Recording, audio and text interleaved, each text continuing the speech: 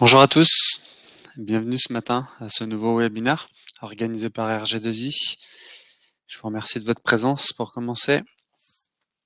Donc il va s'agir d'une deuxième session d'un webinaire qui a été diffusé pour la première fois avant-hier, mardi 6 février. Donc voilà, ceux qui n'étaient pas disponibles, on vous propose ce matin une seconde session, une session de rattrapage pour coller à vos disponibilités. Il est 10 heures, on va pas tarder à commencer. En attendant, deux choses. L'onglet chat pour se parler et dire bonjour. Donc bonjour Raphaël, le premier qui a commencé. Un deuxième onglet questions où je vous invite à centraliser toutes les questions que vous pourriez avoir et auxquelles vous pourriez penser pendant le webinaire. Donc je vais parler, ça va être un monologue, je suis désolé d'avance pour ça. Mais du coup, il y a sans doute des questions qui vont être soulevées suite à la présentation. Donc n'hésitez pas à les mettre dans l'onglet dédié qui s'appelle questions. Et une dernière chose en attendant les derniers retardataires, je vais vous soumettre un sondage. Ça va me permettre de savoir un petit peu à qui j'ai affaire aujourd'hui et qui vous êtes, et notamment quel est votre degré de maturité par rapport au sujet du jour. Donc vous avez dû avoir une fenêtre pop-up, donc voilà, je vous invite à y répondre. Ça va me permettre de savoir, encore une fois, de savoir à qui j'ai affaire. Et idéalement, l'idée c'est que je m'adapte un petit peu par rapport à votre expertise sur les sujets IoT LoRaWAN, notamment par rapport à votre expertise en termes de déploiement et en termes de connaissance de la solution et du protocole. Voilà, l'idée c'est que s'il y a des experts, beaucoup d'experts, et ben on passera rapidement sur les basiques.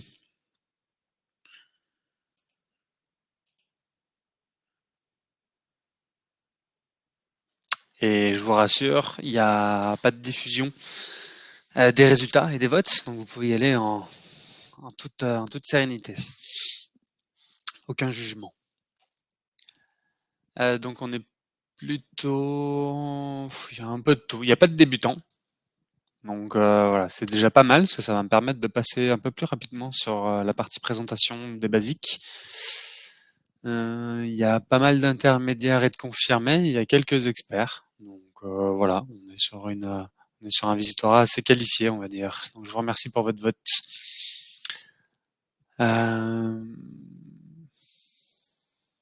Allez, je vais commencer. Raphaël, peut-être qu'en partageant mon écran, tu vas me voir plus petit, et donc ça sera peut-être mieux et moins pixelisé. C'est peut-être la caméra qui est pas d'une extrême qualité.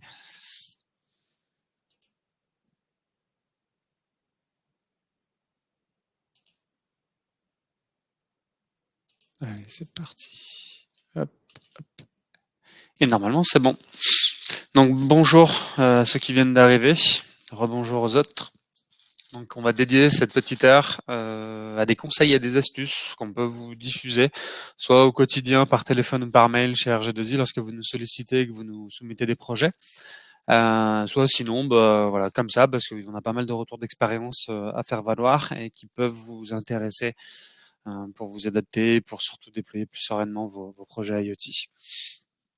Donc c'est moi qui vais animer ce matin, comme mardi dernier, la présentation. Le petit sommaire très rapidement, présentation d'RG2I, assez succincte, assez rapide, parce que je pense qu'il y a pas mal de gens qui nous connaissent déjà. De ce que j'ai vu, certains défis et obstacles à des déploiements, les réponses et en tout cas les solutions pour soulever, je dirais, ces défis et obstacles, c'est la présentation de la technologie LoRaWAN, une solution de radio mapping, le choix du bon matériel pour grosso modo déverrouiller des freins techniques, les étapes clés d'un déploiement, ce qu'on considère comme nous, RG2I, comme étant indispensable et qu'on vous invite, voire qu'on aimerait, mais on peut pas, mais vous obliger à faire. Ça vous permettrait d'éviter des imprévus, d'éviter les obstacles et que tout se passe bien, et même pour nous. Derrière, des retours d'expérience, des exemples clients qui ont bien fonctionné et un contre-exemple également de ce qu'il ne faut pas faire, et puis une session de questions-réponses. Si vous avez des questions, mardi dernier, il n'y en avait pas des tonnes, mais si vous en avez, n'hésitez pas. Si vous avez le temps, je serai là pour prendre le temps pour y répondre. Donc on va commencer rapidement par RG2I. Donc RG2I, on est une société qui existe depuis 1999, on est basé à Saint-Étienne. Et on s'est spécialisé dans la distribution, une distribution qu'on qualifie maintenant de distribution accompagnée, parce que on veut faire valoir une valeur ajoutée en avant-vente et en après-vente, au-delà de la seule vente du matériel. Donc en avant-vente, c'est de la recherche de solutions, c'est la création d'architecture pour répondre à vos problématiques de communication industrielle, pour répondre à vos problématiques d'acquisition ou de transmission de données. Donc je le fais là ce matin, donc beaucoup en avant-vente de conseils, d'expertise, beaucoup de temps. Voilà, on n'est pas avare, on n'a pas d'outil de ticketing, donc on n'est pas avare de passer du temps avec vous pour comprendre un peu vos applications, vos problématiques, vos projets. Et des fois, on peut passer 30, 40, 1 heure 30-40 minutes et jusqu'à 1 heure de temps en temps, ça peut arriver pour se poser ensemble sur un Teams, sur une visioconférence, pour comprendre l'application, comprendre les besoins et les désirata du client, ses contraintes techniques. Bref, on va voir tout ça un petit peu plus tard. Donc n'hésitez pas à nous solliciter pour ça, on est bien volontaire pour vous aider. Et puis du coup forcément on fait de la vente parce qu'on vend, on vit exclusivement de la vente de nos produits et de solutions. Et derrière on fait pareil, sans outil de ticketing, de l'assistance téléphonique, technique, du support et de la formation sur certains produits qui le nécessitent. Notre domaine de prédilection, c'est la communication industrielle, donc c'est-à-dire qu'on ne touche pas à la régulation et au process, et à tout ce qui est automatisme, on ne touche pas à l'IT non plus, on touche sur toute la partie du milieu qui concerne à faire de l'acquisition, tout ce qui concerne la data de manière générale, avec une segmentation sur 3 briques qui est l'acquisition de données, la transmission de données et l'analyse de données. On est présent sur tous les secteurs d'activité, on va dire de manière globale. C'est notamment possible parce que nos produits généralement peuvent se décliner sur tous les marchés, tous les secteurs d'activité. On n'a pas de produits, on n'a pas de verticaux. Donc par rapport à ça, des produits, c'est un principe de mécano qu'on peut déployer sur n'importe quel secteur d'activité. On a quand même devant nous, là en vert, en bas de page, on a quand même devant nous les principaux secteurs, avec en exergue, au top, on va dire, le smart building et la smart industry. Pour terminer la présentation, une mise en avant de nos partenaires, parce que sans eux on serait à rien, donc on les remercie au passage. Et puis surtout pour identifier avec qui on travaille. Donc ce qu'on se rend compte, c'est que sur la première brique acquisition de données, sur sujet de ce matin exclusivement, donc IoT LoRaWAN, on travaille avec énormément de partenaires. Donc ça peut paraître beaucoup, il y en a 17 si je me trompe pas. Ouais, c'est ça. Donc 17 partenaires différents pour fournir des capteurs LoRaWAN, ça peut paraître beaucoup. Ça nous permet surtout en fait de couvrir tous vos cas d'usage. Voilà, l'idée et la réflexion derrière tout ça, donc ça s'est construit au fil des années. L'idée derrière tout ça était d'avoir un catalogue très large, sans trop dans la raquette, et qui puisse grosso modo répondre à tous les challenges que vous pourriez nous présenter en termes d'acquisition de données, de transmission, d'instrumentation, de comptage, de mesure ou de comptage d'énergie. Donc avec ces 17 partenaires, aujourd'hui, j'ai envie de dire qu'on est quasiment très bien entouré et très bien armé pour, je dirais, répondre à toutes vos sollicitations. Derrière, généralement, ces capteurs, il faut les déployer soit sur de la connectivité, donc du LoRa public, ou sinon des passerelles. Donc sur cette deuxième vue centrale, ici, c'est nos différents partenaires privilégiés, historiques, avec lesquels on travaille justement pour faire de la concentration de données, de la transmission, donc tout ce qui est passerelle de com, gateway, data logging, modem, routeur, et ainsi de suite. C'est, je dirais, avec ces partenaires avec lesquels on travaille. Et derrière, on travaille avec plusieurs partenaires, donc historiquement IoSync, Exacom, mais également avec d'autres, si besoin, pour aller au bout du bout de la data, pour, je dirais, proposer une solution clé en main, de A à Z, du capteur au monitoring. Voilà, on est compétent, on a de l'expertise également, on est spécialisé là-dedans, donc dans tout cet écosystème, dans toute cette chaîne de valeur. Donc voilà, si vous avez déjà du SCADA, comme très souvent, on va se focaliser uniquement sur le hardware. Si vous avez déjà des capteurs et que vous recherchez de la connectivité, on va se focaliser sur les gateways, parce que chez RG2I, on met un point d'honneur à proposer des solutions non propriétaires, c'est-à-dire des solutions standards, ouvertes et évolutives, pour s'adapter à l'existant, s'il y a besoin. Donc voilà, une offre complète et interopérable, c'est ce qu'on se force à proposer. Les défis et obstacles, donc c'est sans doute, vu que vous êtes, j'ai vu dans les sondages, vu que vous êtes visiblement assez calé, mine de rien, sur les déploiements IoT LoRaWAN, ça va être des choses assez classiques que je vais vous dire, donc des choses notamment, je pense, auxquelles vous avez déjà été confrontés, donc je vais les passer également rapidement. Le premier obstacle défi souvent, c'est d'avoir du mal à quantifier le retour sur investissement. On va investir, lorsqu'on veut déployer une nouvelle solution IoT, on va investir du temps homme et de l'argent pour acheter du matériel. Donc c'est assez difficile la première fois lorsqu'on se lance dans l'arène, je dirais, à visualiser quel est le retour sur investissement, quel est le pourcentage de retour, quelle est la timeline, quel est le délai pour récupérer mon investissement. Donc souvent, je dirais, on va manquer un petit peu de budget pour lancer ce genre de nouveau déploiement. On a tendance souvent à manquer d'expérience. Alors c'est pas votre cas, mais voilà, ça peut être le cas lorsqu'on se lance pour le LoRaWAN ce matin, mais également pour d'autres technologies demain ou après-demain. Donc voilà, l'important c'est qu'on a besoin de beaucoup de retours d'expérience. Donc c'est un peu l'objectif de ce matin. On a souvent, ça colle avec le deuxième point, on a souvent un troisième défi, troisième obstacle qui est un manque de compétences et de connaissances également, parce que généralement c'est pas son métier de base de déployer des nouvelles technologies. Donc voilà, on met un petit peu plus de temps, donc on y va moins sereinement et donc généralement ça a tendance à ralentir un peu les déploiements. Il y a de plus en plus des technologies qui évoluent, qui se créent, qui arrivent sur le marché. Donc c'est assez difficile de faire son choix, de trouver quel est le bon cheval, de se dire voilà, est-ce qu'il n'y a pas des similitudes? Parce qu'on a l'impression qu'il y a souvent des vases communicants entre certaines technologies. C'est le cas pour le LoRa, pour le Sigfox, pour le LTE-M, pour le NB-IoT. Donc l'idée c'est de se dire voilà, avec ces pléthores de technologies, quelle est la bonne technologie pour mon application et mon cas d'usage? Et souvent, ça a tendance à ralentir les déploiements parce qu'on a peur de faire le mauvais choix et de se lancer dans un choix et d'avoir des problématiques demain ou après-demain, soit de pérennité, soit de technologie où on avait sous-estimé une technologie par rapport à une autre et d'avoir fait un mauvais choix. Donc ça a tendance aussi à ralentir les déploiements. Voilà, on verra à la fin de la présentation qu'il n'y a pas forcément de mauvais choix et qu'il y a surtout des technologies qui sont là pour répondre à des cas d'usage précis avec à chaque fois des avantages et des inconvénients et qu'il n'y a pas de technologie universelle qui est meilleure que l'autre. Donc au contraire, cette multitude de technologies est plutôt un avantage et une force de se dire qu'en fait, finalement on a plein de cordes à notre arc pour mener à bien nos projets, quoi. Donc c'est rapidement un inconvénient qui va rapidement se basculer vers un avantage. Et derrière, il y a des sujets souvent de sécurité, de cybersécurité. Donc on a souvent également peur, vu que tout ce qu'on entend sur des sujets de ransomware ou autre, de cybersécurité, de se dire potentiellement, voilà, je veux pas choisir une technologie qui pourrait avoir des problèmes ou créer des failles derrière chez nos clients. Le LoRaWAN, donc très simplement, très rapidement, je vais le faire en une fois comme ça, une vue d'ensemble.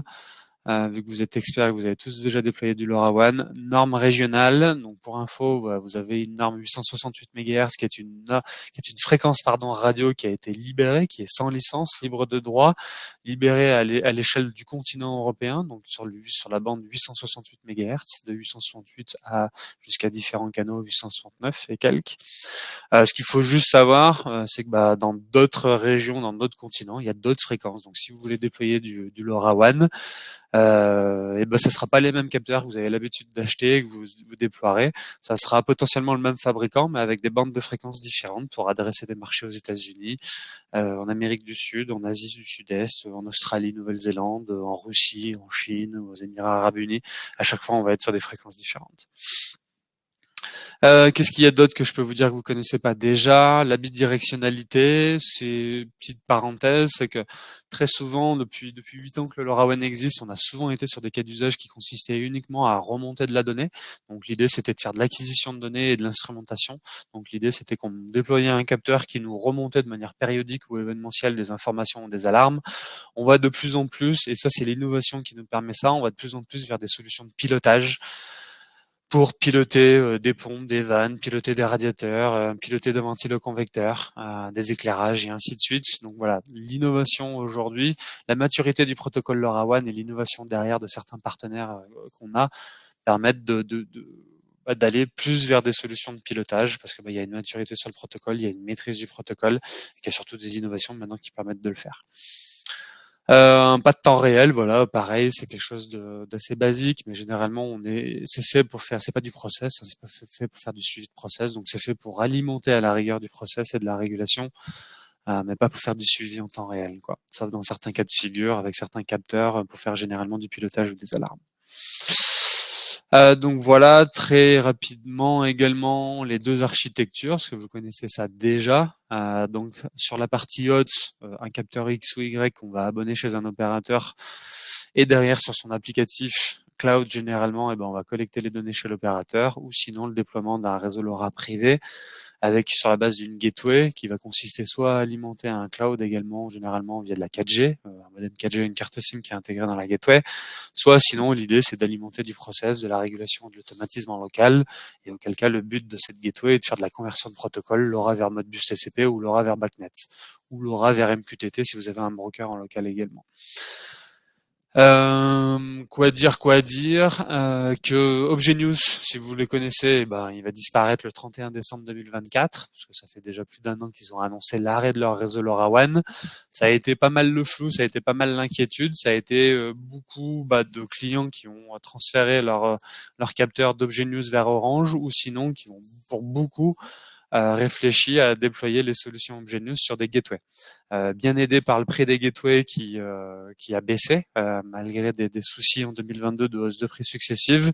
Pour autant, l'IoT a pas trop été impacté, et notamment des gateways où on a plus vu au fil des années des prix des gateways chez certains fabricants descendre.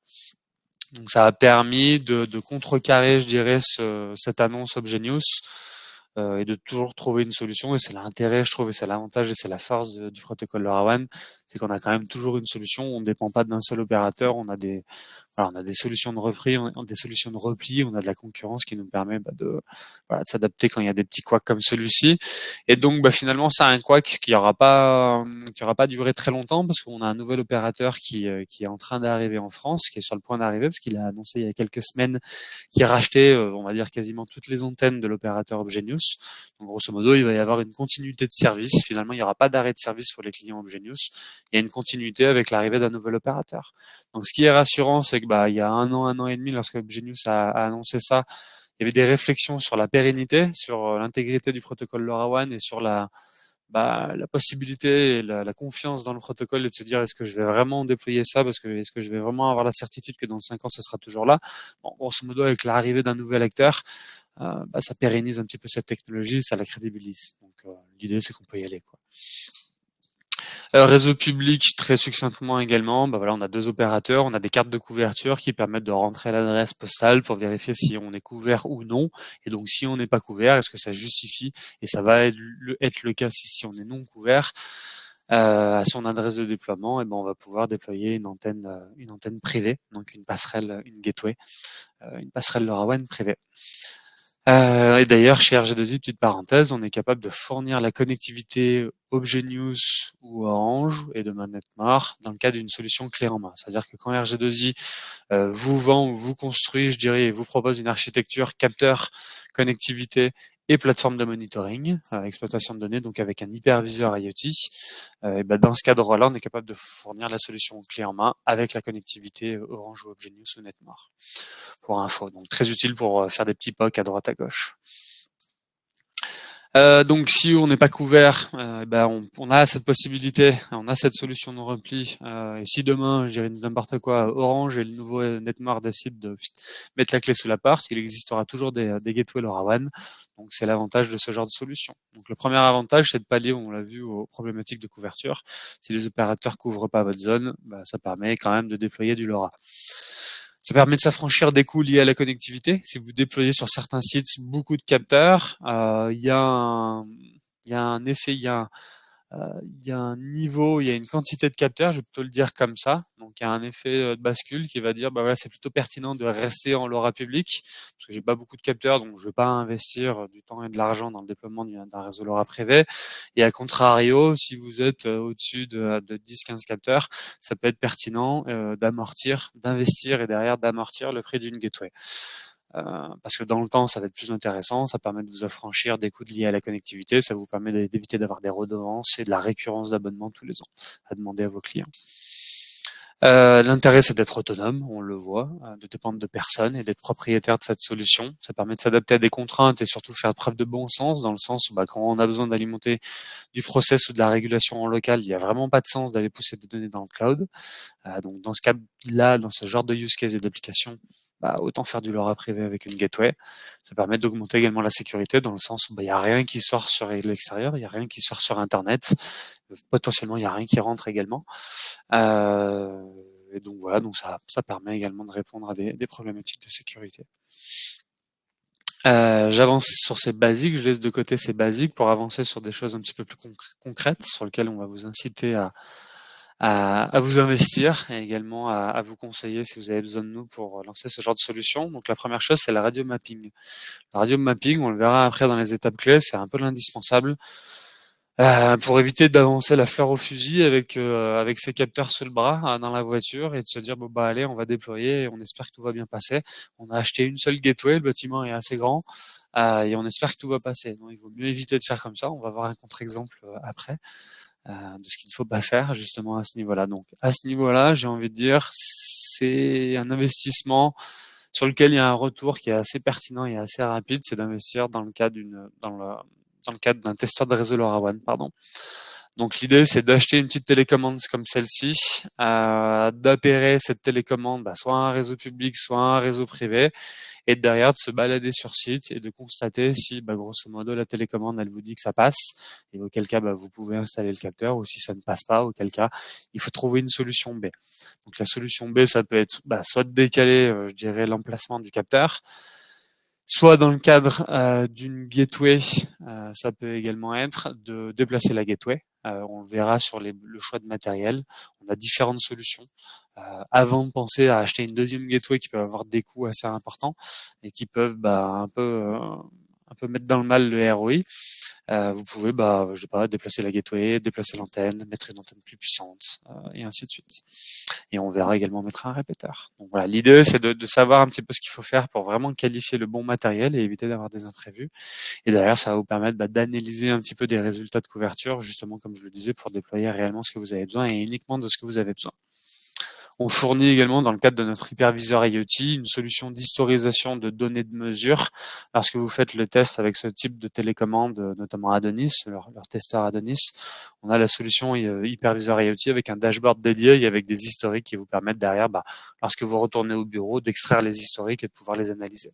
Et également de les remettre à votre client pour justifier votre devis et accompagner votre devis. Et donner un petit peu plus de profondeur et de pertinence à votre devis. Dans l'interprétation, comment interpréter vos résultats lorsque vous faites vos tests de radio mapping. Donc vous allez généralement vous baser, je vous invite à se baser sur ce tableau-là.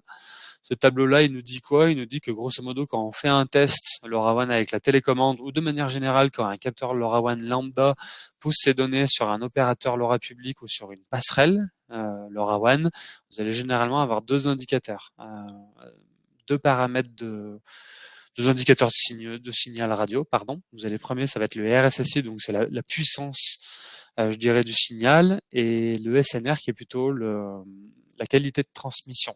L'intérêt d'analyser les deux, c'est que ça va permettre de confronter les deux et de vraiment d'être serein et de crédibiliser une mesure que vous allez constater avec votre télécommande si vous faites du radio mapping ou avec votre capteur si vous faites de l'analyse de pourquoi de temps en temps vous avez des pertes de com ou des pertes de données. Donc en analysant ces deux paramètres-là, vous allez pouvoir comprendre potentiellement si le signal est bon ou mauvais et comprendre pourquoi ça passe pas.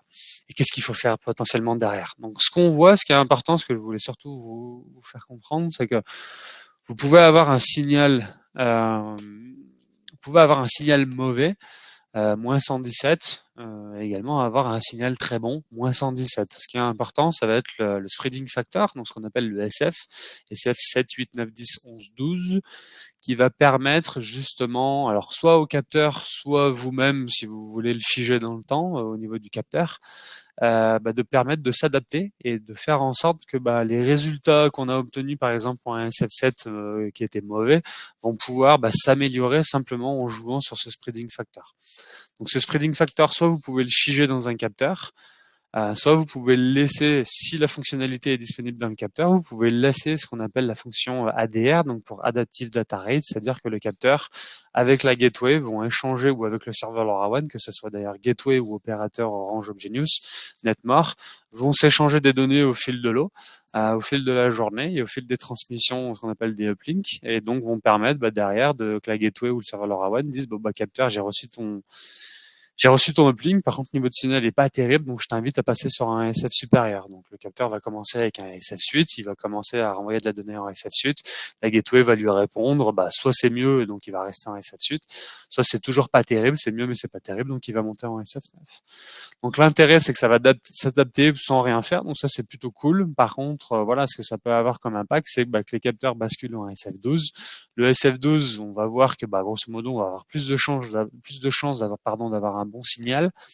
Par contre, l'inconvénient, c'est l'autonomie des batteries. Donc, il y a des compromis comme ça à faire. C'est pour ça que c'est bien de tester avec cet outil de radio mapping Adonis, de tester tout ça pour pouvoir l'anticiper et derrière de faire les bons choix, les bons compromis en termes d'emplacement d'antenne, de passerelles et également de configuration pour améliorer les résultats de signal, sans pour autant que ça grève, je dirais, l'autonomie des batteries et que derrière ça augmente la maintenance, quoi. Voilà, c'est pas forcément le but. Donc à ce niveau-là, il y a pas mal de solutions et c'est pas mal de faire ce test-là parce que sinon vous allez concrètement vous allez le subir si vous faites pas ce radio mapping en amont d'un déploiement. Maintenant, le bon matériel, c'est important également de choisir le bon matériel pour différentes raisons. Parce que déjà il y a une offre comme on l'a vu, rien que chez RG2I, 17 fabricants différents, plus de 400 références de capteurs. LoRaWAN, il y en a encore plein d'autres que RG2I distribue pas parce que pour le coup ça aurait pas de sens, mais il en existe plein d'autres sur le marché que vous connaissez, que vous travaillez sans doute potentiellement déjà avec. C'est difficile de trouver les bons produits, donc il faut trouver les bons produits par rapport à ses compétences et ses ressources. Donc on a tendance à orienter également le choix du matériel en fonction des clients à qui on a affaire, à leur niveau de compétences et de ressources également en interne. Donc là j'ai vu avec le sondage qu'il y avait pas mal de compétences. Donc voilà, injecter du downlink voilà, de cette manière-là, avec cet exemple-là, potentiellement, ça pourrait ne pas vous faire peur. Après, tout dépend à qui vous allez confier ça. Voilà, c'est intéressant aujourd'hui, ça se démocratise de plus en plus, ça se vulgarise de plus en plus. Donc voilà, on a cette possibilité, soit d'avoir des capteurs basiques avec des interfaces très intuitives pour permettre au commun des mortels dans vos équipes de déployer des solutions LoRaWAN.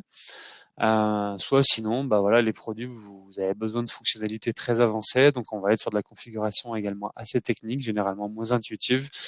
Et donc là, voilà, c'est réservé à des experts et des habitués. Donc c'est intéressant d'adapter le matériel en fonction de ça. Et nous, voilà, on tient également à faire cette préqualification en fonction de ce que vous nous partagez en termes de compétences et de ressources. Donc vu qu'on a pléthore de solutions, je dirais autant en profiter et faire ce benchmark technique au-delà du benchmark économique pour vous, quoi. Au niveau du gateway, aujourd'hui, il existe plein de gateways. Il y a plein de prix différents, il y a plein de fonctionnalités différentes. Donc, c'est intéressant de choisir des gateways par rapport à réellement ce que vous voulez en faire. Donc, pareil, en avant-vente, on est là en préqualification et en conseil pour vous proposer les bonnes gateways, soit de la gateway basique, parce que l'idée, c'est simplement du passe-plat, ce qu'on appelle le packet forwarder, pour pousser des données sur un serveur LoRa tierce, généralement dans le cloud. Voilà, on n'a pas besoin d'une gateway très chère et très intelligente pour faire ça. On en a des très basiques, donc l'intérêt, c'est qu'on va aller chercher du prix pour ça. On peut avoir besoin d'intelligence à l'intérieur, et derrière, en termes d'intelligence, soit l'intelligence, on la gère via de la programmation très avancée, en JavaScript via du Node-RED ou en Python, soit sinon, on part plutôt sur des solutions plug and play qui sont certes un petit peu plus chères, notamment c'est le cas de la WetSense qu'on voit sur l'image à droite, par contre, qui vont avoir tendance à accélérer le temps de déploiement. Donc, ce que je mets en bas de diapo, c'est bien penser à intégrer le coût humain dans son budget, notamment lorsqu'on est sur une réflexion de retour sur investissement. Voilà, on pense souvent à tort à uniquement comparer du matériel avec du matériel. Voilà, quand on a un matériel, on le sait réellement. Quand on a un matériel comme WetSense qui nous permet de déployer 2 fois plus vite, je dirais qu'une autre passerelle, grosso modo, le 2 fois plus vite, si on prend un ingénieur qui coûte 1 000 € par jour, voilà, il faut aussi le mettre dans la balance, quoi. Donc en fonction soit de votre compétence, soit du temps que vous avez à allouer, on va avoir des passerelles avec des prix différents, mais avec des valeurs ajoutées différentes qui vont vous permettre de répondre à vos problématiques. Le matériel, les accessoires surtout à ne pas négliger, parce que les accessoires, potentiellement, quand vous faites un test de radio mapping avec la télécommande Adonis, vous allez voir que des fois ça capte pas, mais des fois ça peut capter avec juste un petit accessoire et pas des moindres qui est une antenne d'une meilleure qualité. Donc par défaut, on a des fabricants qui fournissent des antennes de bonnes factures ou des fois un peu moins. Donc, il faut pas prendre ça pour argent comptant. On a des solutions, on a des accessoires, alors des options, mais qu'on a tendance nous à 100% à inciter dans nos devis. On les met tout le temps pour inciter les clients à le prendre, parce que c'est mine de rien un petit accessoire qui coûte pas très cher, des fois 50, 70, au moins de 100 balles, mais qui, lorsqu'on l'a sur site et lorsqu'on en a besoin, vous enlève une épine du pied, parce qu'elle vous évite de retourner au bureau, de repasser une commande et de retourner sur site, déployer une antenne à 100 euros, quoi. Donc vraiment à pas négliger, parce que ça va avoir tendance quand même des fois à améliorer le niveau de réception, à améliorer la propagation du protocole LoRaWAN dans un bâtiment fermé, dans une usine, dans un entrepôt logistique. Donc voilà, généralement, qui peut plus, peut le moins. C'est pas ça qui va gréver le budget. Donc quand on peut rajouter 75 euros pour prendre une bonne antenne, voire des fois 100 euros sur les plus puissantes qu'on a chez RG2I, je pense que honnêtement, il faut le faire, quoi. Et des fois, ça peut vous éviter de mettre un répéteur, de mettre une deuxième gateway. Donc autant le faire. Et quand vous faites le radio mapping, c'est bien de le faire dans les conditions réelles, qui peut plus, peut le moins, avec la meilleure antenne. Au moins, vous savez concrètement si ça passe pas et que vous n'avez vraiment pas le choix, il faut mettre un répéteur ou une nouvelle gateway. Du câble d'antenne, pareil, c'est un compagnon de l'antenne et c'est souvent un compagnon des gateways. Donc du câble faible perte d'antenne, ça va nous permettre juste de sortir d'un coffret, d'un TGBT, ça va permettre de sortir d'un bâtiment, de pouvoir se mettre un petit peu en hauteur, parce que quand on est dans un environnement ouvert, c'est beaucoup plus facile de propager du réseau radio LoRaWAN. C'est beaucoup plus facile également de traverser un mur ou un bâtiment que si on était resté dans un coffret ou à l'intérieur d'un bâtiment. Donc voilà, c'est tout bête, ça coûte pas très cher non plus sur un projet global, mais ça a tendance quand même aussi à bien améliorer la qualité de signal, voire des fois aller chercher les capteurs qu'on n'aurait pas vus sans câble ou sans antenne, quoi. Et le dernier à arriver, c'est le répéteur. Le répéteur LoRaWAN. Donc l'intérêt de ce répéteur LoRaWAN, c'est qu'il va permettre d'aller chercher des zones blanches, d'aller chercher des capteurs qui sont dans des coins et pour lesquels des fois c'est un petit peu dommage de devoir mettre une passerelle à 400 euros, 500 euros, même 1000 euros pour un ou deux capteurs que la passerelle ne voit pas. Donc l'intérêt maintenant, c'est qu'on a une solution de répéteur à privilégier dans certains cas de figure. Pardon. Et je vais vous les expliquer. Le premier intérêt, l'avantage et vraiment l'intérêt de ce répéteur, c'est que déjà il est universel. Il fonctionne aussi bien en public qu'en privé. Et c'est notamment possible parce qu'en fait c'est pas réellement un répéteur LoRaWAN, c'est un répéteur de fréquence radio 868 MHz. Donc ce qui nous permet en fait de le poser et de réamplifier toute la fréquence 868 qui va passer autour du répéteur. Donc aussi bien quand vous déployez vos capteurs en LoRa public sur Orange ou sur ObjNews ou sur Netmar, vous l'installez, il va vous permettre en sous-sol d'atteindre le réseau de l'opérateur, parce que le réseau de l'opérateur, il couvre juste la zone à l'extérieur du bâtiment, mais par contre, il n'est pas assez puissant pour rentrer à l'intérieur du bâtiment. Voilà, grosso modo, le répéteur, si vous mettez l'antenne indoor ici, à droite, si vous mettez l'antenne indoor à l'intérieur du bâtiment et que vous sortez l'antenne outdoor à l'extérieur du bâtiment, voilà, ça va permettre d'aller chercher l'opérateur qui manquait au sous-sol, quoi. Et pareil avec la gateway, du coup. Donc ça, c'est assez intéressant. Ce qui est aussi intéressant, c'est qu'il n'y a pas de configuration à faire. On le met sous tension, on met les antennes, c'est du plug and play. Donc à ce niveau-là, c'est accessible pour le commun des mortels, c'est très simple à déployer. C'est plug and play, donc c'est assez efficace et assez rapide. Par contre, on est limité à du classe A. Donc c'est-à-dire que dans le LoRaWAN, on a deux types de capteurs avec deux types de classes. Généralement, réellement, il y en a trois. Il y a le A, B et C.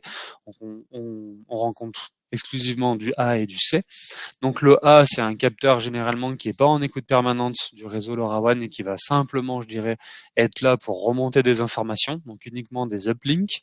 Le capteur classé, généralement, il est privilégié pour faire du pilotage. Donc c'est un capteur qui est en écoute permanente de la fréquence et du protocole LoRaWAN et qui est destiné à faire du pilotage. Donc la limite de ce répéteur, c'est qu'il est fait exclusivement pour du classe A et il est destiné exclusivement pour des uplinks. On ne peut pas pousser du downlink au travers de ce répéteur.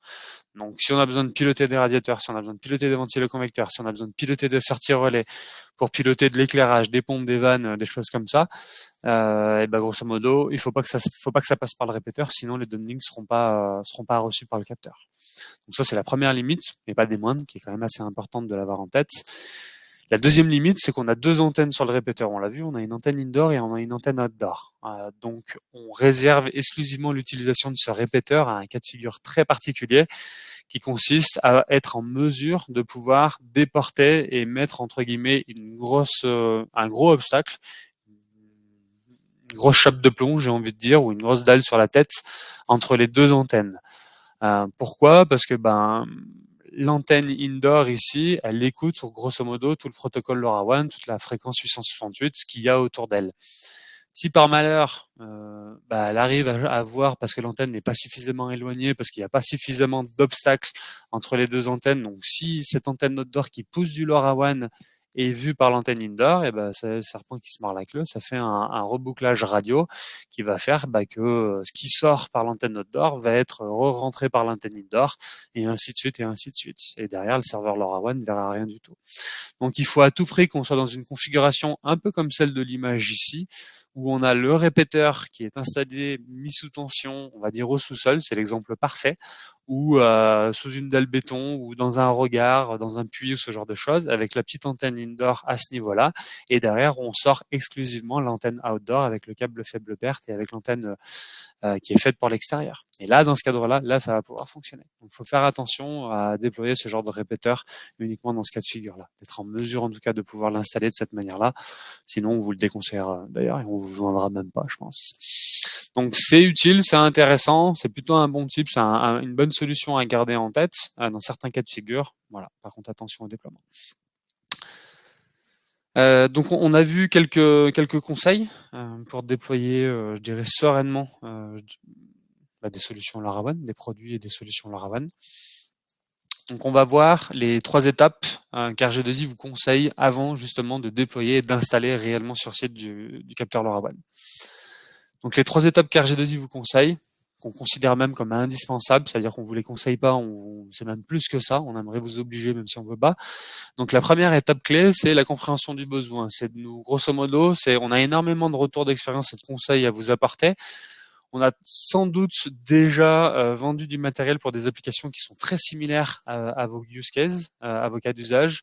Donc on vous demande et on vous incite et on vous invite à nous alimenter, voire à nous submerger en informations liées à votre cas d'usage, pour qu'on puisse vous dire, voilà, on a déjà un client qui a fait exactement la même chose, voici comment on l'a fait. On a un client qui a déployé le même projet avec la même gateway. Attention, il y a eu des petits couacs, donc voilà, il faut garder en tête ce genre de prérequis pour éviter d'avoir les petits couacs que le premier client avait eu.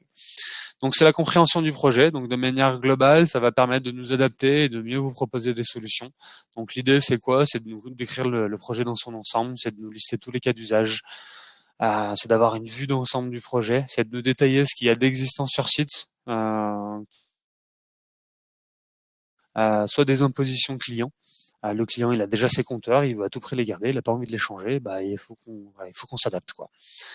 Donc il peut y avoir des impositions, il peut y avoir des contraintes techniques et économiques. Et ce qui est aussi important, c'est justement ces ressources et ces compétences que vous avez, que vous n'avez pas en interne, et qui vont derrière, en fonction de cette information, nous orienter sur le choix d'un produit adapté à cette réponse-là et à cette information-là. Donc l'idée, c'est que si vous n'avez pas de compétences, on va plutôt aller vers des solutions plug and play, quoi. Donc là, j'avais mis un petit exemple. Bon, c'est du très basique, mais l'idée derrière tout ça, c'est de vous aider à vous poser les bonnes questions, voire de vous aider à poser les questions à votre place à vos clients, voire de faire des réunions des fois à plusieurs. On le fait déjà avec vos clients finaux. Et nous, en RG2I, se passer pour le fabricant pour justement sensibiliser le client, lui poser les bonnes questions pour avoir les bonnes réponses. Et derrière, ça va nous permettre, dans un premier temps, sur cette première étape clé, de commencer à démarrer sur un pré-budget, voire un budget global si vraiment vous êtes très exhaustif sur l'application et la compréhension du besoin. La deuxième étape clé qu'on aimerait avoir plus souvent sur des projets assez significatifs, qu'on trouve assez indispensable, c'est de nous diffuser des plans. Donc des plans comme ceci. Donc là, c'est l'exemple d'un centre commercial. Donc le client, un intégrateur, nous a diffusé ces plans du centre commercial pour grosso modo comprendre où étaient positionnés les capteurs. Donc il y avait des compteurs d'eau, il y avait des compteurs de gaz. Il y a la volonté de déployer des capteurs de qualité d'air, de remplacer des compteurs d'eau sur toutes les boutiques de la galerie marchande. Voilà, donc l'idée c'est d'identifier la position géographique des capteurs existants. C'est d'imaginer, de visualiser où est-ce que vont être les nouveaux capteurs qu'on va vendre au client, à l'intégrateur et qu'il va devoir installer. Et c'est d'essayer d'imaginer également où est-ce qu'on va mettre les gateways. Donc nous, on a un avis par rapport à l'emplacement des capteurs, donc on vous le partage.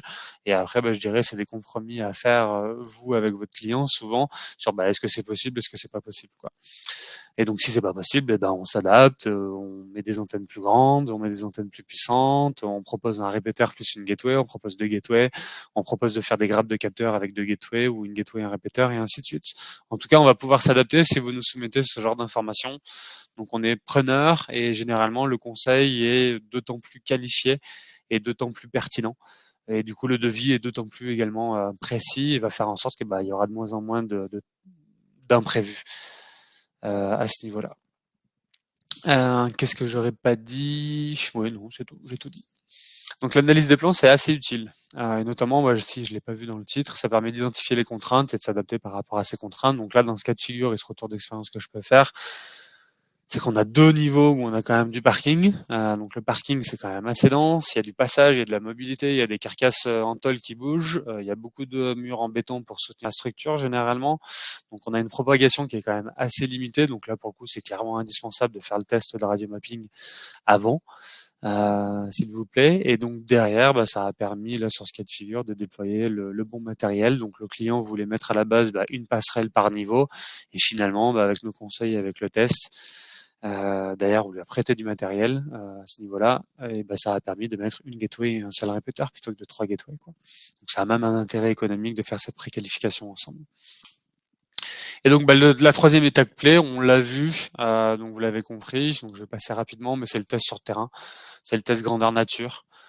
Voilà, concrètement, c'est indispensable pour valider la solution, c'est indispensable pour affiner le matériel, affiner également le devis, donc je dirais pour faire votre proposition commerciale. Voilà, pas être sur de l'à peu près, vraiment être sur un devis très qualifié, très pertinent et sur lequel vous pourriez justifier également à votre client, via les tests radio, que ça passe. C'est pas simplement un devis avec des je pense que ça passera. Non, c'est réellement un devis avec à l'appui des preuves que ça passe grâce au radio mapping. Et ça a tendance, si vous investissez, c'est ce qu'on incite également les gens à faire, même si on prête du matériel si besoin, du matériel de test. Mais clairement, vu la démocratisation et la multiplication des projets qu'on voit que vous avez, c'est clairement intéressant d'avoir votre matériel que vous pouvez prêter en interne dans l'entreprise. Ça a tendance, lorsque vous faites une première visite sur site, une visite de lieu généralement avec le client qui vous fait visiter un petit peu tous les lieux, ça a tendance à dire attendez, est-ce que je peux mettre ma petite gateway avec une prise de 120 sur une alim, sur une prise sur un bloc avec un bloc prise sur une prise de 120, pardon. Vous la mettez, vous dites écoutez, je vais juste regarder ça, on va se balader, vous allez me montrer un petit peu tout ce que vous voulez qu'on télérelève, tout ce que vous voulez qu'on instrumente, et grosso modo, avec lui, au fur et à mesure où vous faites la visite, vous lui montrez grosso modo que ça passe. Quand vous lui montrez ça, je pense que c'est une partie de la vente entre guillemets qui est faite. En tout cas, le client est vraiment rassuré à ce niveau-là. Donc c'est pertinent d'avoir ce genre de matériel également en pré-visite ou en première visite. Donc ça, c'était les 3 étapes clés qu'on vous incite ou qu'on aimerait vous obliger à faire. Et pourquoi on aimerait que vous le fassiez plus souvent? Parce que on a essuyé quelques plâtres. Donc là, c'est l'exemple c'est un contre-exemple de ce qu'il ne faut pas faire. Un exemple vécu d'un industriel qui nous avait sollicité pour déployer des solutions IoT LoRaWAN, donc dans un contexte assez complexe qu'on avait sous-estimé parce qu'on manquait d'informations. Le client était allé vite dans le déploiement de la solution, donc il y avait clairement de la précipitation, une urgence. Je ne sais pas pourquoi d'ailleurs pour déployer ce genre de solution. Donc il avait acheté le matériel sans tester, sans faire de test réseau. Donc qu'est-ce qui s'est passé? Grosso modo, ça a été hyper compliqué, installation ultra complexe. Le client a dû installer à plein d'endroits différents la gateway. Donc à chaque fois, c'est assez compliqué d'installer dans un process industriel, c'est plutôt complexe. Derrière, ça a accouché également sur énormément de support de notre part. Donc on a fait quand même le support malgré nos mises en garde au démarrage, mais bon, on l'a quand même fait pour essayer d'aider le client. Donc beaucoup d'allers-retours par téléphone, quelques allers-retours également sur site, chose qu'on ne fait jamais normalement. Mais là, on avait légalement, on va dire, on n'avait pas le choix plutôt. On avait une pression du client et de sa hiérarchie, donc on y est quand même allé. Et bon, on y est allé aussi parce que c'était à côté de chez nous, pour être tout à fait franc. Donc l'idée, c'est que on a proposé de changer des emplacements. On a dû venir avec d'autres matériels, d'autres gateways, d'autres capteurs pour lui montrer que c'était pas vraiment la technologie et que c'était pas vraiment le matériel du fabricant qu'il avait acheté qui était en cause. C'était plus l'installation, les machines, les perturbations électromagnétiques et ainsi de suite. Derrière, on avait également identifié au bout de la deuxième visite que il y avait un cas d'usage qui était un petit peu différent de ce qu'on nous avait soumis au préalable et que grosso modo le capteur avait peut-être été pas judicieux et donc si on l'avait su avant, on n'aurait pas vendu celui-ci. Donc on a été obligé de vendre, reprendre du matériel, vendre un autre capteur. Donc bref, tout ça, ça a accouché sur des pertes du temps, perte de temps, perte d'argent, un coût global de l'installation qui explose, un retour sur investissement qui se rallonge, qui s'amortit beaucoup plus loin dans le temps et surtout une mauvaise expérience qui a fait que finalement que l'industriel devait faire plusieurs autres usines du groupe en France et finalement il les a jamais faites, quoi. Donc voilà, ça c'est une expérience qu'on a eue en direct et que voilà qu'il faut surtout que vous ayez pas que vous ayez parce que potentiellement ça fait du business en moins à la fin, quoi. Donc tout ça pour dire quelque chose que j'ai déjà dit, on passe beaucoup de temps en avant-vente pour éviter ce genre de problème, pour justement faire le travail dans les règles de l'art selon les 3 étapes qu'on a précédemment parcourues ensemble. Voilà, pas hésiter à passer 1 heure avec nous pour éviter ce genre de contre-exemples et de mauvaises expériences. Quelques partages d'expériences pour terminer, de choses qui se sont bien passées, parce qu'on a il y a des fois des complexités, il y a des fois des projets qui sont difficiles, mais heureusement on a des projets qui se passent très bien. Donc le premier qu'on voulait vous partager, que je voulais vous partager, c'est suite à une bonne nouvelle, c'est suite à une diffusion de nos solutions sur TF1 pendant le journal de 13h. Alors on ne savait pas, hein. Donc c'est la ville de Romans notamment qui a fait, on va dire, le prime sur le journal de 13h de TF1. L'idée c'était de montrer en quoi maintenant les villes et les bâtiments administratifs se réinventaient pour faire de l'optimisation de consommation d'énergie. Donc là, le cas de figure, c'était un installateur, notamment chauffagiste plombier, qui nous avait sollicité pour déployer des solutions de radiateurs connectés. Donc notamment, on le voit sur le petit screenshot. Si vous cliquez, vous pouvez voir d'ailleurs le reportage TF1. On voit notre van thermostatique LoRaWAN Vicky de marque M-Climate. Donc l'idée, c'est qu'on avait prêté, testé et accompagner le client avec une petite formation pour tester le matériel, la passerelle, alimenter tout ça sur la GTB finale sur site. Et donc derrière, ça a permis un déploiement, je dirais, sans souci, honnêtement très très propre. Et donc on le voit également sur le reportage, ça a permis de faire des économies qui sont quand même assez incroyables. On pensait pas que c'était possible, mais des économies de 600 000 euros sur une année, et qui a permis, ça c'est plutôt la bonne nouvelle, et qui a permis à la ville de Romans de faire un chèque, petite participation, un petit intéressement à ce résultat. Donc je crois ils ont reversé 200 000 euros, il me semble, à toutes les personnes des différents bâtiments administratifs, parce que c'est aussi un petit peu grâce à eux, grâce à des choix de température assez réduits et à la GTB qui a été déployée. Donc ça, beau déploiement et beau retour sur investissement parce que clairement ça a coûté beaucoup moins cher que ça. Un deuxième exemple d'envergure différente, beaucoup plus gros, 12 bâtiments répartis sur un site très très très très étendu de plusieurs centaines de mètres, où là l'idée était de faire de la télérelève de compteurs Enedis. Il y avait 300 appartements grosso modo, sur lesquels il fallait avoir dans une première étape, une première phase, une identification des consommations de chacun, pour derrière faire en sorte que l'exploitant du site, le mainteneur du site, puisse s'engager énergétiquement avec un fournisseur sur de la longue durée. Donc contracter des coûts et des coûts de l'énergie, du kilowattheure sur de la longue durée, 15 ans en l'occurrence. Donc la méthode a été, donc l'idée c'était une pré-identification des consommations, un engagement énergétique derrière. Donc pareil en termes de méthode, on a fait la même chose que sur la ville de Romans. Le résultat, là, l'intérêt, c'est que ça a permis de mettre beaucoup moins de passerelles que prévu. C'était des passerelles Wattsense, donc à peu près 1000 euros, voire plus. Donc le client voulait à tout prix, parce qu'il n'était pas très serein sur ce projet, il voulait pas prendre de risques, il voulait à tout prix mettre une passerelle, donc 12 passerelles au total sur le projet. Finalement, on en a mis 5. 5 ou 6 de mémoire, donc 2 fois moins. Donc quand on connaît le prix d'une passerelle à 1000 euros ou plus, ça a fait quand même un gain qui est pas significatif, qui est pas négligeable, pardon. Et derrière, ça nous a aussi permis, là c'était la demande et la cerise sur le gâteau pour le client, ça nous a aussi permis d'optimiser la logistique et la manutention, c'est-à-dire qu'on a pu lui préparer des cartons différents avec, j'en sais rien, 50 capteurs, plus une passerelle, plus une antenne, plus un câble dans un carton pour le bâtiment L à gauche, et ainsi de suite pour les autres bâtiments, quoi. Donc voilà, donc le client assez content, déploiement, installation assez efficace. Et le dernier exemple, c'est un industriel. Donc là, c'est pas nous en direct, c'est parce qu'on fait suite au précédent exemple, au contre-exemple, on fait plus de clients finaux en direct d'ailleurs pour info. Donc c'est le client d'un client. Donc il y a un industriel qui a été soumis quand même au décret tertiaire et qui dans ses qui dans toute la partie, on va dire bureau, lieu commun, donc que ce soit travail administratif, préparation ou autre, réfectoire, cantine et ainsi de suite, vestiaire, voilà je trouve, qui souhaitait optimiser sa consommation de chauffage électrique. Donc à ce niveau-là, il y a un petit POC qui a été fait. Donc notre client intégrateur a acheté de quoi faire un petit POC et un petit test sur site. Pareil, RG2I, on a bien accompagné, je dirais, le client à ce niveau-là pour valider la solution à l'échelle du POC. Derrière, ça s'est déployé. On a eu un petit couac, mais heureusement, on avait choisi un bon partenaire, Wattsense pour pas le citer, qui nous a fait un petit développement dans sa passerelle pour faire en sorte que ça se passe comme sur des roulettes. Et derrière, ça a permis de faire en sorte que le client soit satisfait.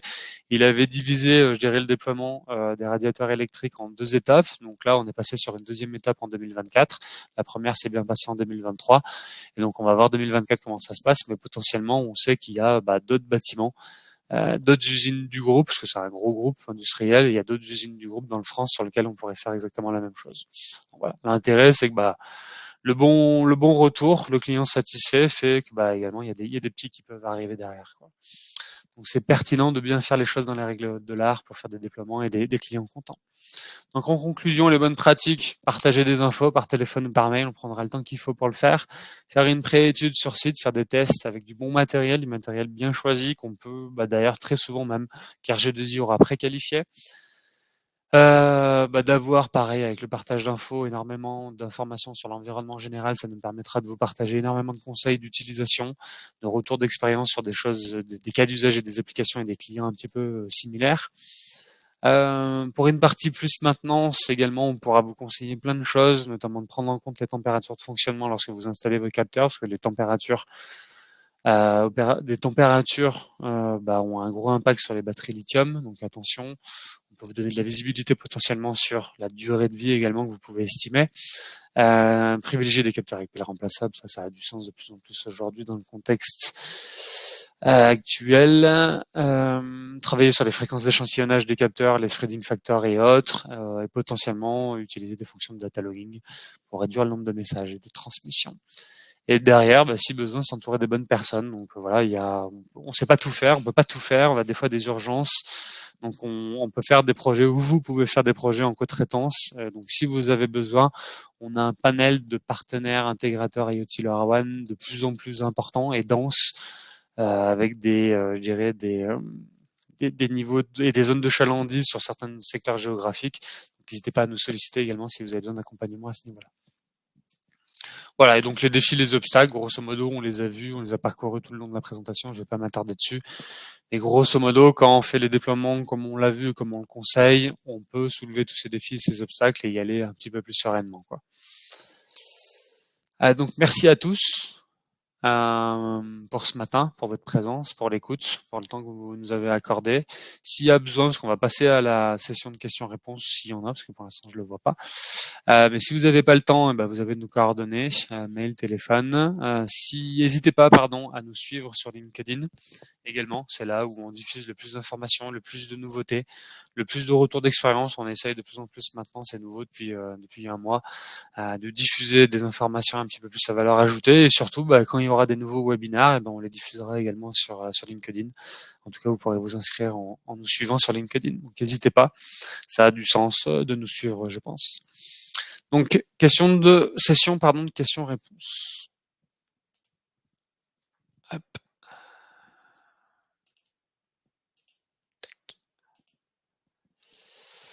Pardon. Hop. Est-ce qu'il y a des questions? Il n'y en a pas beaucoup, mais c'est pas grave. Avez-vous des formations à donner sur le radiomapping? On n'a pas forcément de pharmacie. Il n'existe pas de module de formation, j'ai envie de dire.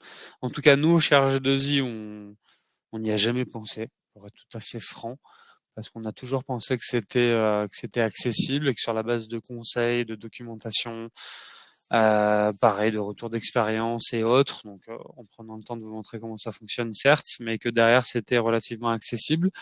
À ma connaissance, il n'existe pas chez Adonis non plus de formation pour faire de radiomapping. Il existe une prestation, par contre, il me semble à ma connaissance, où on peut déployer du technicien sur votre site pour faire le radio mapping à votre place. Ça, il me semble que c'est possible. Donc si ça peut vous intéresser, on peut l'imaginer. Ça peut avoir du sens sur des installations très très très complexes, je pense. L'intérêt que ça a, c'est uniquement de s'assurer que ça passe et que ça capte. Et l'intérêt que ça a, c'est d'identifier le nombre de passerelles qu'on a à installer pour éviter d'acheter trop de passerelles sur site. Ça n'a pas forcément de sens. Alors c'est un retour que je fais à chaud. Ça n'a pas forcément, je trouve, de sens sur certains types de bâtiments. Si les bâtiments sont petits, c'est de l'argent, je pense, et c'est du temps parce que ça se prépare, les disponibilités, les calendriers de chacun et tout, ça fait prendre beaucoup de temps et de retard, je pense, au déploiement du projet. Ça n'a pas forcément de sens sur des petits et moyens bâtiments. Et très rapidement, sur la base justement encore une fois de la deuxième étape clé avant déploiement, qui était le partage de plans, je pense qu'on a déjà pas mal de choses à faire valoir et à partager sur le fait que par retour d'expérience, on sait que ça va passer. Et on sait qu'une seule passerelle va suffire ou que 2 passerelles vont suffire. On se trompe rarement, sans être trop prétentieux. Je prends des pincettes parce que ça peut arriver. On n'est pas à l'abri quand on visite pas les sites, de choses qu'on n'aurait pas identifiées ou qu'on aurait sous-estimées. Mais clairement, déployer des milliers d'euros pour confier et sous-traiter un radio mapping à un sous-traitant, voire au fabricant à Denis, pour se dire finalement je voulais en mettre 2, il en faut qu'une seule. Bon, la gateway la plus chère, elle coûte 1 500 €. C'est le gain, il est pas énorme, quoi. Par contre, peut-être que ça peut avoir du sens sur des très très gros projets. Là, à la rigueur, pourquoi pas. Donc il faut pas hésiter à nous solliciter. On a même des prestataires de services qui le font. Au-delà du fabricant, on a des prestataires de services. Je suis en train d'y penser, j'y ai pas pensé tout à l'heure. On peut avoir des prestataires de services qui le font. Donc généralement, ils ont tendance aussi à vendre de l'installation parce que ils peuvent vous vendre une solution complète, étude de site plus configuration qui va bien, parce qu'on voit qu'en fonction de la configuration, ça peut plus ou moins bien marcher. Donc vu qu'ils sont spécialisés là-dedans, ils peuvent aussi vous proposer et vous vendre la configuration et l'installation du matériel. Donc n'hésitez pas à nous solliciter, on en connaît quelques-uns à ce niveau-là si vous voulez sous-traiter cette partie-là. Philippe, quelle information utilisez-vous généralement pour le pilotage des radiateurs? C'est-à-dire le pilotage des radiateurs. Quel type de radiateur? Radiateur hydraulique, radiateur électrique ou à la rigueur, peu importe les deux.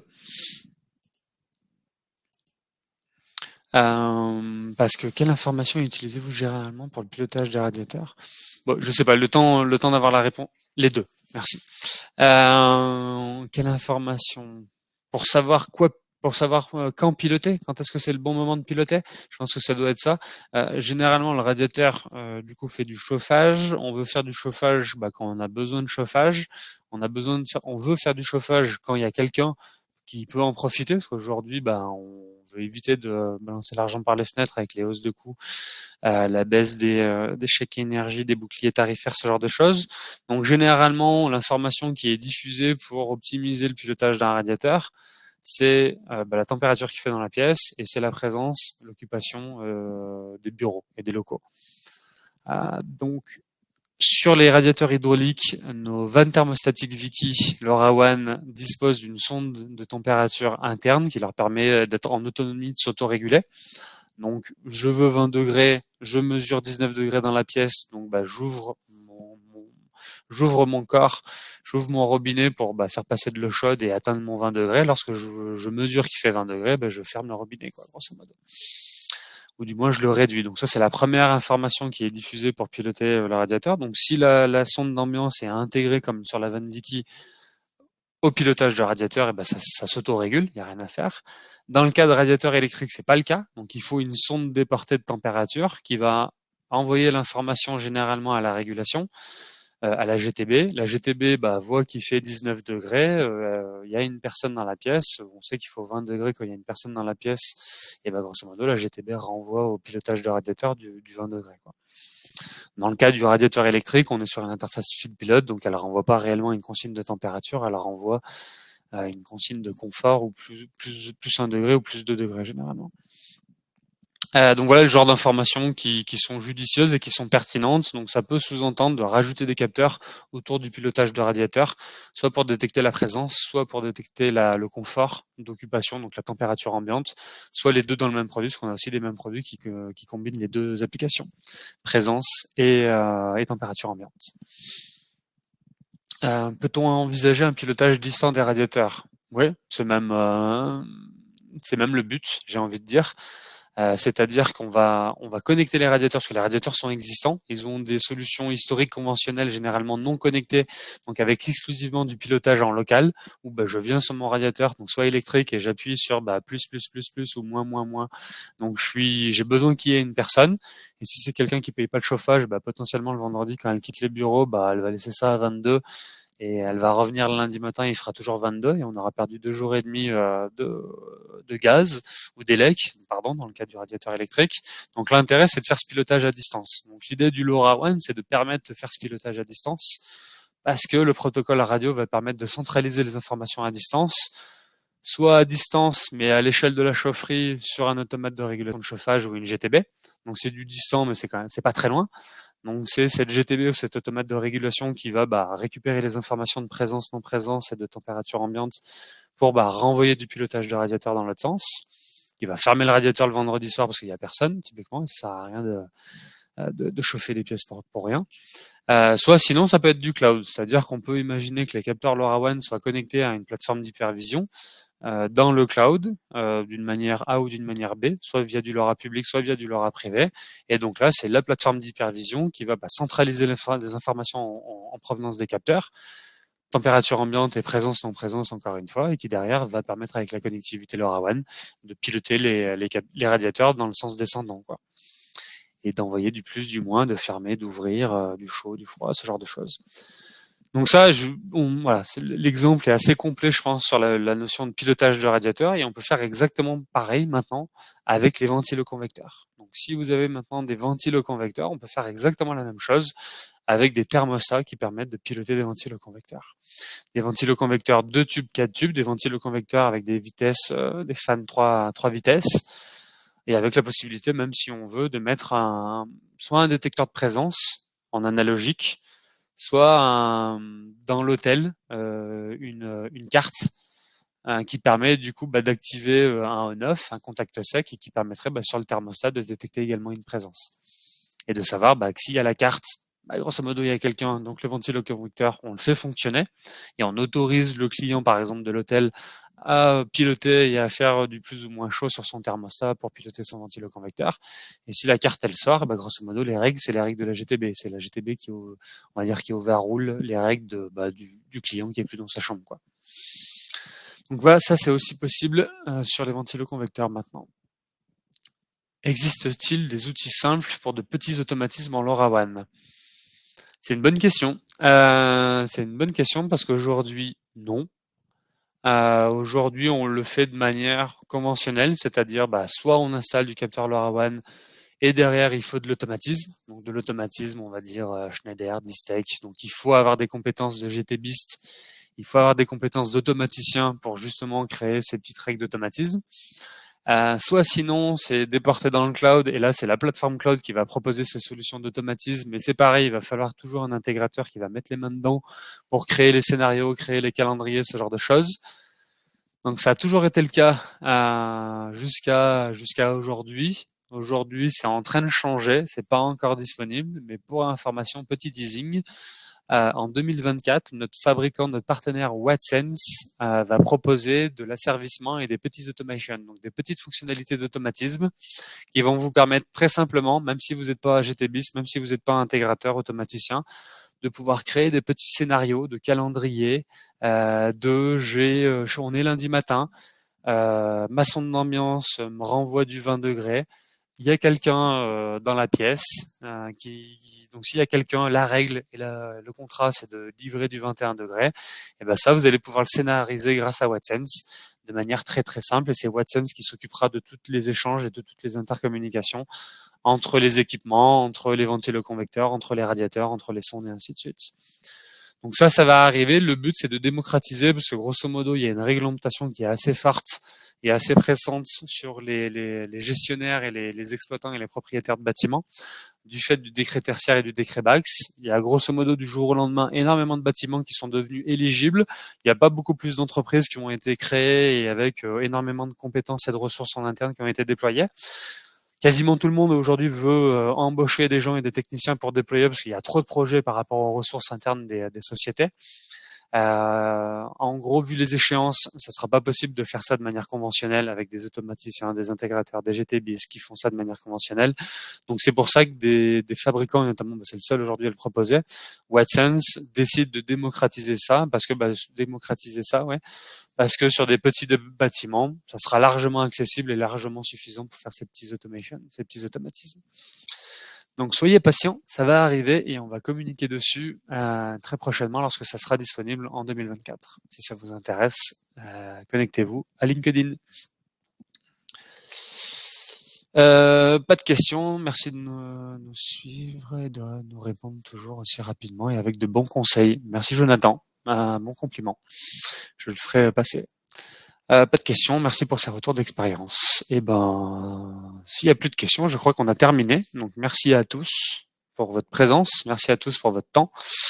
À votre disposition encore une fois, n'hésitez pas à nous solliciter par mail ou par téléphone.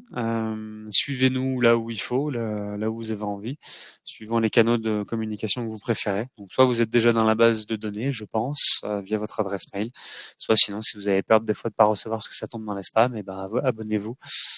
Abonnez-vous encore une fois à notre page LinkedIn. Vous trouverez plein de nouveaux contenus. À bientôt. Bonne fin de journée, bonne fin de semaine et à très bientôt pour des nouvelles présentations. Au revoir.